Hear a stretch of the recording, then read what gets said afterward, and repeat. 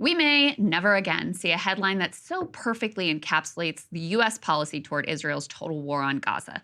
U.S. sends Israel 2,000-pound bunker buster bombs for Gaza war. After sending massive bombs artillery shells, U.S. also urges Israel to limit civilian casualties.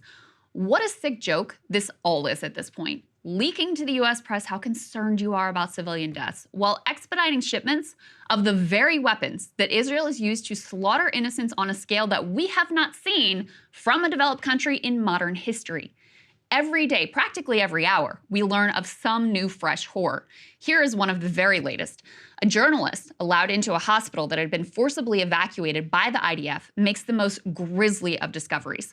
4 premature babies in a state of unimaginable decay, their bodies eaten by worms and mauled by stray dogs, after doctors were forced to evacuate that facility.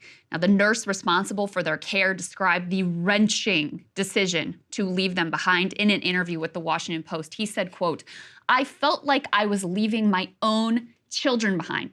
That nurse took the baby he considered to be the strongest and most able to survive without oxygen with him when they were all forced to flee. That baby was then taken to Al-Shifa Hospital, which was raided mere days later. Now, I want you to understand, these atrocities and the many others we've witnessed in Israel's assault on Gaza, they are not normal. They are not the unavoidable cost of war. These babies and the other untold thousands of innocents who have died are not collateral damage. They are intentional targets. And a new expose by 972 magazine lays out the exact strategy that lies behind what can only be called a campaign of all-out terror. In this war, civilians and civilian infrastructure, things like hospitals, are targeted directly with the explicit goal of shocking the population. And in a dystopian flourish, AI is being used to accelerate the carnage. Here is that piece from 972, a mass assassination factory inside Israel's calculated bombing of Gaza. Now, when you look at today's videos of children buried under rubble, entire residential neighborhoods destroyed, lifeless bodies of babies in the arms of grief-stricken parents, keep these words in mind from one of 972's sources. Quote, "Nothing happens by accident. When a 3-year-old girl is killed in a home in Gaza, it's because someone in the army decided it was not a big deal for her to be killed." Israel's periodic wars on Gaza have never been the beacon of humanitarian warfighting that Israel's presented to the world, but some of the minimal guardrails that did prevent mass civilian death have been lifted in this current assault. This is evident in Israel's overwhelming focus on 2 types of targets: private residences and so-called power targets, which are things like hospitals, apartment buildings, infrastructure, and other key centers of civil society. During the first 5 days of this war, half of the targets that were bombed were, quote-unquote, power targets. And the goal of this bombing campaign was not to eradicate Hamas, as Israel has claimed. Instead, the goal was to, quote, "create a shock that, among other things, will reverberate powerfully and lead civilians to put pressure on Hamas," as one source put it to 972.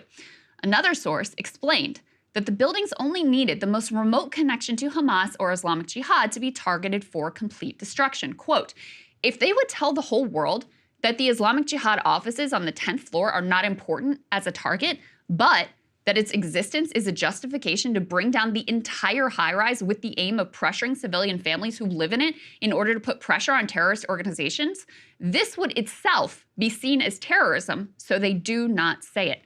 In other words, terror is the explicit goal here. It's the very same goal, by the way, as Hamas on October 7th, except in this instance, it's terror by a supposedly civilized nation-state armed to the teeth by the world superpower and given diplomatic cover with 0 red lines. The attacks on these power targets have also stood out for their unprecedented scale of civilian death.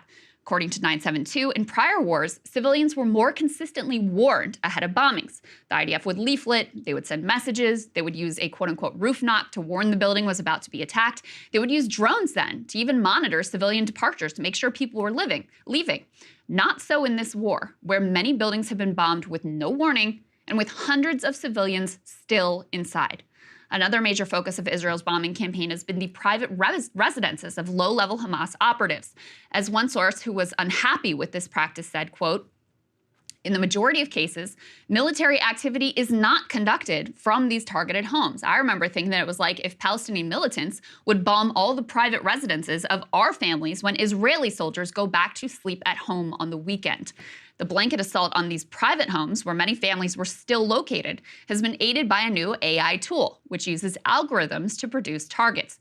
According to The Guardian, this has dramatically accelerated the IDF's target generating capability from 50 per year to 100 per day. Quote, Hamas members who don't really mean anything live in homes across Gaza, so they mark the home and bomb the house and kill everyone there.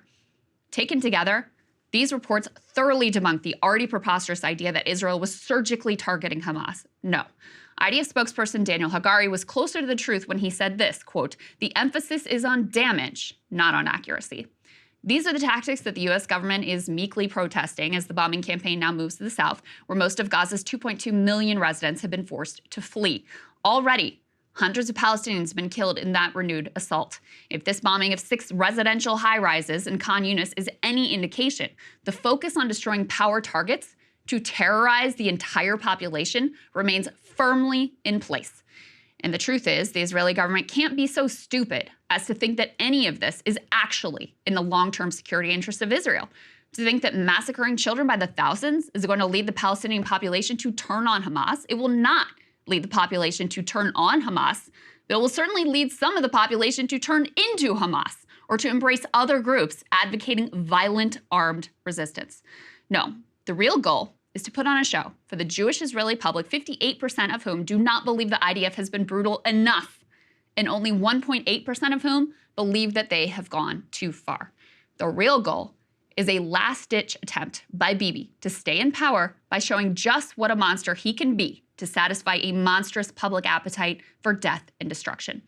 As one source explained to 972, there's a feeling that senior officials in the army are aware of their failure on October 7th, and they are busy with the question of how to provide the Israeli public with an image of victory that will salvage their reputation.